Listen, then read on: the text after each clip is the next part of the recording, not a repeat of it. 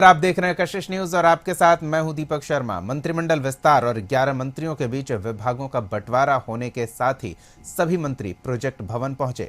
मुख्यमंत्री ने सभी नए मंत्रियों का स्वागत किया। एक साथ फोटो सेशन हुआ।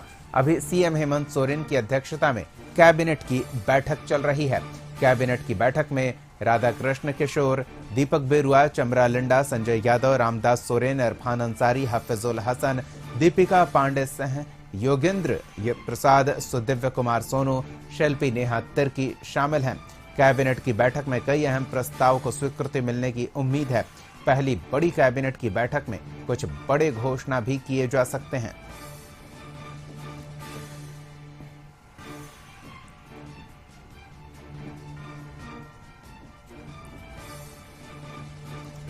तो सीधे रांची का रुख करते हैं। सहयोगी संतोष हमारे साथ जुड़ रहे हैं, उनसे जानते हैं कैबिनेट से क्या उम्मीद है जनता को। ये मंत्रिमंडल विस्तार के बाद पहली कैबिनेट की बैठक है। संतोष, देखिए, नहीं, जिस तरह से 28 नवंबर को जब मुख्यमंत्री हेमंत सोरेन बैठक शपथ लिए थे, उसके बाद पहली कैबिनेट बैठक कर लिए थे और उसमें 7 प्रस्ताव पर मोहर लगा था। यह हेमंत सरकार के लिए दूसरी कैबिनेट बैठक है। इसी मंत्रालय में कैबिनेट की बैठक चल रही है, जिसमें मुख्यमंत्री और नए मंत्री जो 11 मंत्री शपथ लिए हैं उनको आज विभाग मिल गया है और उस मंत्री के साथ जो 11 मंत्री हैं उनके साथ कैबिनेट का बैठक चल रहा है और इस बैठक में कई महत्वपूर्ण योजना आने पर मोहर लगने की बात है और नई सरकार से लोगों को उम्मीद है कि कई योजना जो पहली हेमंत पार्ट 1 में नहीं पूरा हो पाया है उसमें देख सकते हैं कि लगातार हेमंत सोरेन एक्टिव मोड में है और जिस तरह से लगातार उस दिन भी 28 नवंबर को शपथ लेने के बाद सीधे उन्होंने बिरसा मुंडा को माल्यार्पण किया, उसके बाद सीधे मंत्रालय पहुंचे और उसके बाद कैबिनेट बैठक। चलिए, तो बंद कमरे में अभी ये निर्णय लेने की प्रक्रिया चल रही है, इसकी जानकारी सार्वजनिक की जाएगी, हम भी अपने दर्शकों को बताएंगे। संतोष बने रहे हमारे साथ। लेकिन मंत्रिमंडल के बंटवारे को लेकर भी अपने दर्शकों को बता दें कि हेमंत सोरेन सरकार में मंत्रियों के विभागों का बंटवारा किया गया है। 11 नए मंत्रियों के बीच विभागों का बंटवारा कर दिया गया है, जिसमें मुख्यमंत्री हेमंत सोरेन ने अपने पास गृह और कारा विभाग, कार्मिक प्रशासनिक सुधार एवं राज्य भाषा विभाग, पथ निर्माण और भवन निर्माण विभाग रखा है। इसके साथ ही राधाकृष्ण किशोर को वित्त, वाणिज्य कर के साथ योजना एवं विकास और संसदीय कार्य विभाग दिया गया है। दीपक बेरुआ को राजस्व, निबंधन एवं भूमि सुधार और परिवहन विभाग की जिम्मेदारी दी गई है। चमरा लिंडा को अनुसूचित जनजाति, अनुसूचित जाति एवं पिछड़ा वर्ग कल्याण विभाग दिया गया है। संजय प्रसाद यादव को श्रम नियोजन, प्रशिक्षण एवं कौशल विकास और उद्योग विभाग, रामदास सोरेन को स्कूली शिक्षा एवं साक्षरता और निबंधन विभाग, इसके अलावा इरफान अंसारी को स्वास्थ्य, चिकित्सा, शिक्षा एवं परिवार कल्याण विभाग और साथ ही खाद्य, सार्वजनिक वितरण एवं उपभोक्ता मामला और आपदा प्रबंधन विभाग दिया गया है। हफिजुल हसन को जल संसाधन एवं अल्पसंख्यक कल्याण विभाग दिया गया है। वहीं दीपिका पांडे सिंह को ग्रामीण विकास, ग्रामीण कार्य, पंचायती राज विभाग दिया गया है।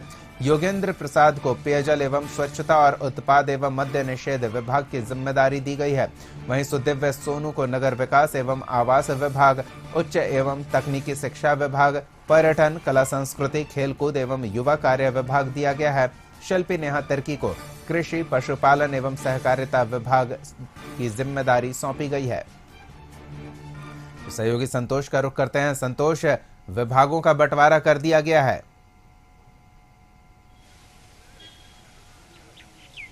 बिल्कुल, जिस तरह से हेमंत पार्ट 2 की शुरुआत हो गई है, कल जिस तरह से मंत्रिमंडल 11 मंत्रियों को शपथ राजभवन में दिलाया गया, अब आज कैबिनेट के ठीक 1 घंटे पहले जो विभाग का बंटवारा भी कर दिया गया और सभी 11 मंत्री इसी प्रोजेक्ट भवन हमारे ठीक पीछे सभी मंत्री के साथ हेमंत सोरेन की पहली कैबिनेट कहा जा सकता है और हेमंत सोरेन की दूसरी कैबिनेट बैठक हो रही है। तो समझ सकते हैं कि जैसे जैसे नए मंत्रियों को नए विभाग मिले हैं तो एक तरह से लोगों से मिले, मंत्री से मिलेंगे, उनको विभाग के बारे में जो नए पुराने विभाग तो मिले उनको तो जानकारी है, लेकिन जो नए मंत्री बने हैं, चाहे वो जोगेंद्र प्रसाद की बात करें, चमरा लिंडा की बात करें, शिल्पी नेहा तिर्की की बात करें, तो जो लोग नए मंत्री बने हैं पहली बार हेमंत सरकार में, तो उनको विभाग के बारे में अवगत कराएंगे मुख्यमंत्री और कैसे काम में तेजी लाना है, क्योंकि जिस तरह से मुख्यमंत्री को प्रचंड बहुमत मिला है उससे जनता को उम्मीद है कि हमें इस सरकार से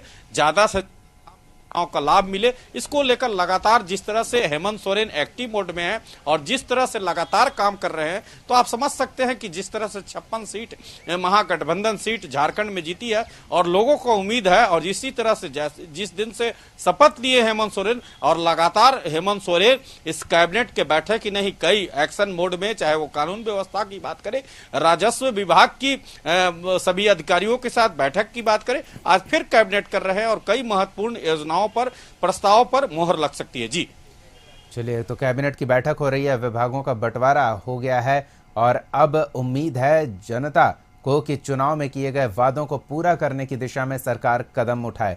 चलिए संतोष, नजर बनाए रखें। फिलहाल इन तमाम जानकारियों के लिए बहुत बहुत धन्यवाद। अगली खबर